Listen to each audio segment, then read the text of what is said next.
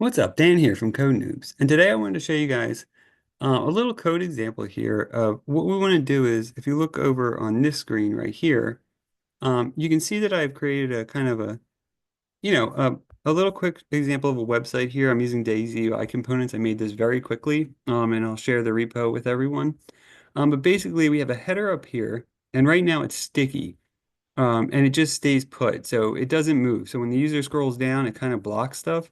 So what I wanted to show today was how we can make this header essentially disappear when we scroll down and then reappear when we scroll up. This is actually a really useful feature, especially if you're making websites or web apps and you have like a nav bar or title thing, something like this that you want to like have navigation on. You want the user to be able to access it easily, but we don't want it to be there all the time because then it blocks part of the page like it's doing right now. So we're going to work on this component, the header component. Right now you see it's just basically I just made a very simple header component here. I'll share the repo with you guys in the README file. There's also an explanation of the code as well. So hopefully that'll help. But I'll go through what we're going to do first. So basically we're going to import from React use state and use effect. We're going to set up a couple states, and then we're going to use effect. We're going to define a function called handle scroll to kind of manage this. And basically, the overall functionality will be this. We'll track scroll direction. So we'll determine if the user is scrolling up or down. And then we'll hide or show the header based on that. So if the user is scrolling up or at the top, the header will be visible. It's shown, right? If the user is scrolling down, so if we're scrolling like this, right, the header should disappear. And we'll also add a cleanup too to clean up the listener that we're going to add to this. So we'll explain a little bit of this as we go. Let's start by just getting our imports here. So let's see. So we're going to need to import a couple of things here. So first of all, I'm working in Next.js. Oops. So this is a Next.js project that I quickly started. So we need a use client directive here at the top. If you're not familiar with Next.js, that use client directive, you're going to need that anytime you're depending on the client side. And we are going to because we're going to be using the React hooks, use state and use effect. So we're going to import React and we're going to import use state and use effect so that we have those. So pretty straightforward so far, right? Now, right here under the header, we're going to start setting up the logic that's going to handle this scroll feature for us. So first, we're going to define two states. First, we're going to define is visible and set is visible. And this will be equal to use state, and the initial setting will be true. In other words, the initial state is going to be true, so we're going to want it to be visible initially, right? Then we're going to set up another state here, and this is going to be last scroll position and set last scroll position. This is going to be set equal to use state, and the initial set value is going to be 0. So let's see. So what's going on here? So basically, right, we're setting up two state variables. Is visible is going to track for us whether the header is visible. It's going to default to true, so it's going to default to visible. When the page loads, we want the header to be visible, obviously. Last scroll position, this is actually going to track the last position, the last scroll position. It's going to default to 0 or the top of the page. And so that's going to enable us to help hopefully track, obviously where the scroll's at and determine whether the user is scrolling down or up. All right, so we're going to use a use effect then here. So let's start our use effect. And what we're going to do is we're going to define a function called handle scroll.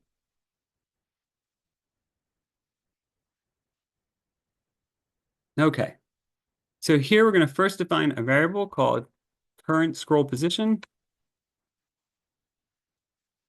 And this is going to be equal to window scroll Y. And so that window scroll Y is going to allow us to determine, essentially where the user's scroll position is at relative to the Y axis, up, down, right? So we can determine whether they're scrolling up or down. So then we're going to use an if statement here. So we're going to say if, okay, first of all, the current scroll position is less than the last scroll position.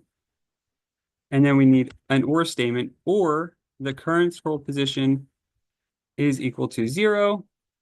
So in other words, If the current scroll position is equal to 0, we're at the top of the page. If the current scroll position is less than the last scroll position, the user is scrolling up. And so here then we want to set is visible to true. So we want the actual header to be visible. And then we're going to just put an else here. So else, we're going to set is visible to false. So pretty simple logic here, right? So if the user's current scroll position is less than last, that means they're scrolling up. Or if the current scroll position equals 0, then we're going to set the visibility to true. That means that the user is either, they're either at the top of the page or they're scrolling up. So we want the header to be visible. Otherwise, we're going to set visibility to false. And what that'll do then is that will hide, right, the actual header. So under here, then we're going to set the last scroll position to the current scroll position. And the reason for this essentially is that, excuse me, we want to do this so that we can compare. So this will be, we're going to update the last scroll position to the current one so that we can compare it to the next scroll event. So we're going to kind of keep comparing this to the next scroll event. Okay, so that's it for that function. So we can actually put a little thing there. And then under this, we're going to put, we're going to add an event listener. And this is going to be for scrolling. And then we're going to just use our function that we just wrote, handle scroll. Then we're going to return here an arrow function. And this is just going to be a cleanup. So we're going to we're going to remove the event listener. And we're just going to do right scroll and handle scroll. So basically, all this will do, this right here will remove the listener when the component mounts, and that's just good for, performance optimization and ensuring that we don't have like memory leaks and stuff. And so for our dependency here, we're just going to need the last scroll position for our dependency array for the use effect. So that's pretty straightforward, right? For the logic, not very hard. We need to add one more thing. If you noticed here, so this is the outer div that wraps the header component here. And if you noticed, I already had the class name in curly braces with backticks for template literal because we need to add some logic here for the actual visibility of this component. So what we're going to do is we're going to add this right before the shadow here. So what we're going to do is it's template literal. So we're just going to use a $sign with the curly braces, right? That'll enable us to use JavaScript right in here in variables. And so what we're going to do is we're going to check is visible. So we're going to see, is it actually visibility true? And so we're going to check that. If it is, we're going to set translate y to 0. If it's not true, then we're going to do negative translate y full, right? We want this to be hidden and to not show. So let's save this and let's see if this works.